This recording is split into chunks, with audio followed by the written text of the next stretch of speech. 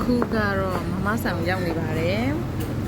မမဆိုင်မှာပါစမ်းလဲဆိုတော့ဒီမှာပါ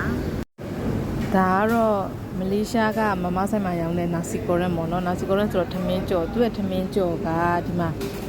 ကြက်သားပေါ့နော်ဒီမှာကြက်သားဒီအနီလုံးလေးရတာကြက်သားကိုကြော်ထားတာပေါ့နော်ကြက်သားကြော်ကိုတခါတည်းထမင်းကြော်ထဲမှာခုတ်ထစ်ပြီးတော့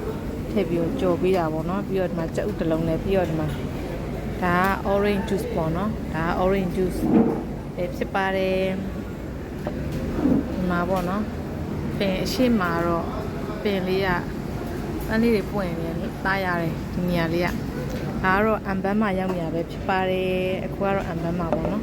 ဒါကျမကတော့ကျမရဲ့နာစီကော်ရင်ကတော့ရောက်ပါပြီဒီကိုရဲ့မီဂေါ်ရင်ကတော့မရောက်သေးပါဘူးကဲဒီမှာပေါ့နော်ဒါသူကြော်ထားတဲ့ကြက်ဥပေါ့နော်ကြော်ထားတဲ့ကြက်ဥရယ် orange juice ကဒါ sugar လေးရယ်